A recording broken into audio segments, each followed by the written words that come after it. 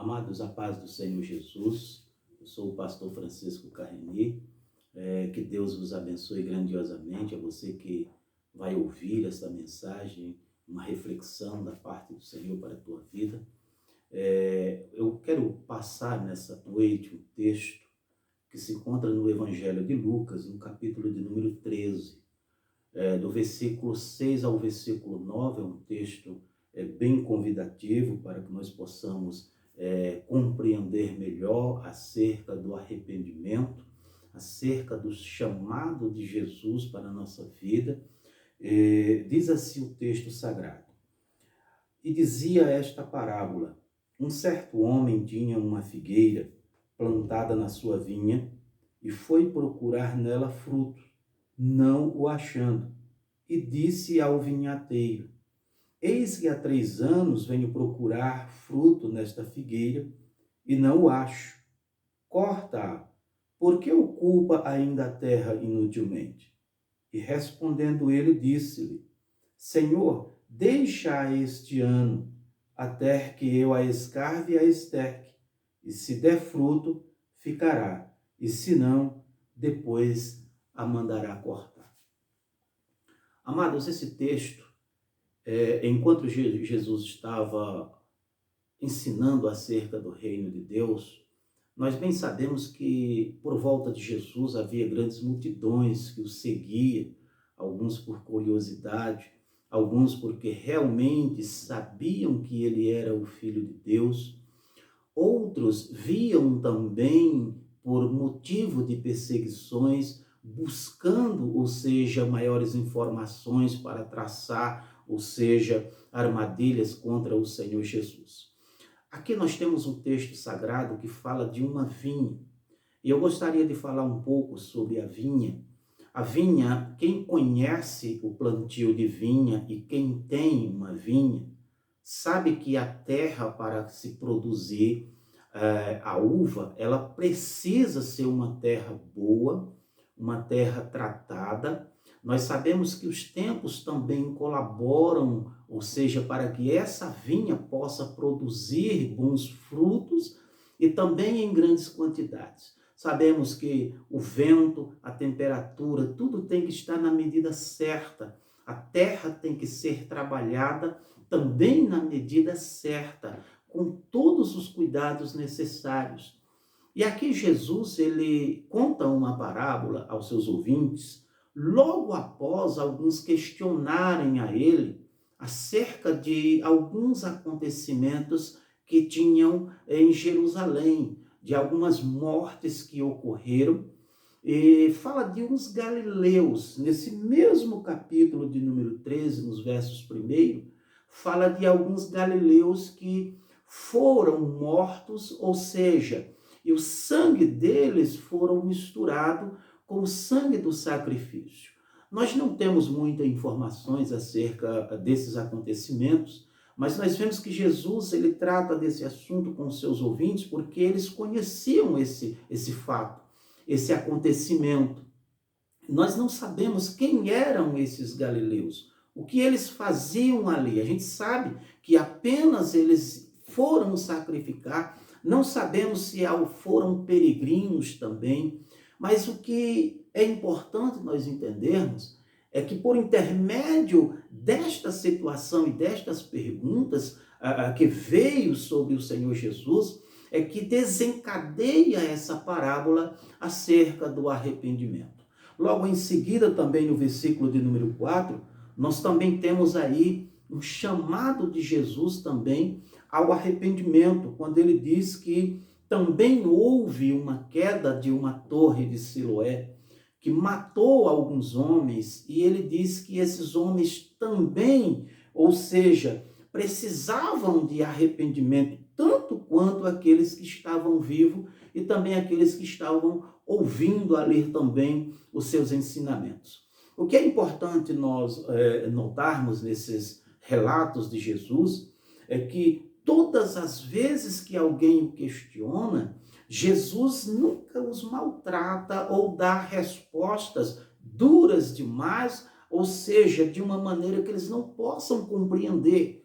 Mas Jesus usa um termo simples, sobre a agricultura e mostra que todos nós precisamos de arrependimento. E uma vida de um homem, de um ser humano que é arrependido, que se reconciliou com Deus, que se reconciliou com a vida, nós sabemos que ele precisa produzir frutos. Por quê? Porque o fruto que é produzido por essa pessoa arrependida mostra que realmente ela se arrependeu. Então, nós vemos boas obras, nós vemos alguns sinais de pessoas que realmente se arrependeram. São sempre bons frutos. E aqui Jesus disse que um homem, ele conta uma parábola aos seus ouvintes. Ele disse que um certo homem tinha uma vinha. Eu quero lembrar aos irmãos que isso é um sentido figurado. E nós sabemos que o dono dessa vinha era o próprio Deus.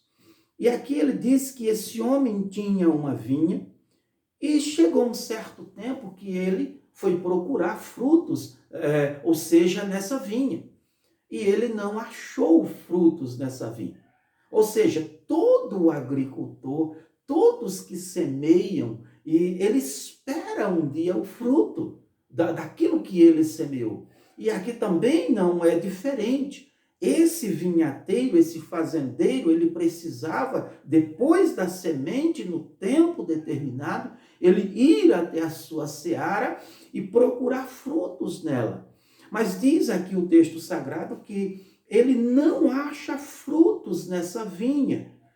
Agora, o que é interessante é nós observarmos que no versículo de número 7, ele diz também assim: disse ao vinhateiro: eis que há 3 anos venho procurar fruto nesta figueira e não o acho. Por quê? Porque dentro desta vinha tinha uma figueira plantada naquela terra.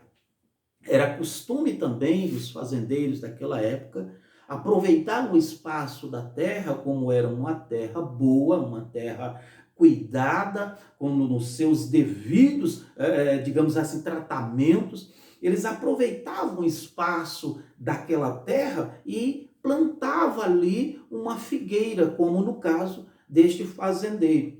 Só que essa figueira não era para estar lá dentro daquela vinha, porque lá era uma vinha, era uma plantação de vinha. Mas aprove a esse fazendeiro plantar uma figueira lá dentro daquela vinha, porque ele esperava que aquela figueira produzisse bons frutos, porque ela estava numa terra boa, numa terra privilegiada, numa terra cuidada. E aí o verso 7 diz que o vinhateiro, eis que há 3 anos eu venho procurar fruto nesta figueira e não o acho. Corta, porque ocupa ainda a terra inutilmente. Amados, preste atenção nisso aqui. O que Deus espera de nós é que nós sejamos pessoas boas, pessoas que produzimos frutos dignos de arrependimento. Uma pessoa que ela é transformada, ela é mudada, conforme eu já citei, ela automaticamente ela vai começar a produzir bons frutos. O testemunho dela vai haver uma mudança que aqueles que estão à sua volta perceberão. Olharão para ela e diz: realmente esse se converteu. Realmente essa é convertida ao Senhor. Agora entenda bem, quando esse homem vem procurar fruto nessa figueira, ele não acha, não tem frutos. Provavelmente apenas uma árvore bonita, com folhas. Sabemos que a figueira tem um tempo determinado para produzir os seus frutos, mas ele não acha. Ele plantou, ou seja, esperando colher bons frutos. Por quê? Porque ela estava numa terra boa, numa terra privilegiada, numa terra tratada. E se nós olharmos para isso hoje, nós vamos entender que essa terra boa é a própria igreja do Senhor. Aonde você está plantado, aonde o Senhor te plantou, aonde o Senhor tratou de você, cuidou de você, colocou numa terra boa, e o que Ele espera de mim e de você é que nós possamos produzir bons frutos. Agora, interessante, veja aqui, diz o versículo de número 8, para encerrar esta minha palavra, e respondendo ele, disse-lhe, Senhor, deixa este ano, até que eu a escave e a esterque. E se não der fruto, e se der fruto, ficará. E se não, depois a mandarás cortar. Você observa aqui que o Senhor Jesus, ele está nos orientando, como que dizendo para este servo ou para esta serva que um dia o aceitou como Senhor e como Salvador. E um dia veio a rejeitá-lo, a abandonar a igreja, a abandonar a palavra do Senhor. Ele está aqui dizendo para nós que um vem e diz, corta, lança fora. Mas o que Jesus está nos ensinando aqui também nessa parábola é que ele está nos dando uma nova chance. Nós precisamos de uma nova chance. Talvez você tenha errado, talvez você tenha caído por algum motivo, talvez você já tenha dado frutos na casa do Senhor, no meio da sua família, não sei, o próprio evangelho, e agora você está longe, afastado. Jesus está dizendo aqui que existe um acusador das nossas vidas, dizendo, corta ele, lança ele fora, ele não tem mais jeito. Mas o que Jesus está nos ensinando aqui é que ele está nos dando uma nova chance, novo recurso. Ele diz, deixa mais este ano, se não der fruto, a gente corta essa figueira. Mas o que ele está dizendo aqui também é que ele vai dar uma nova chance.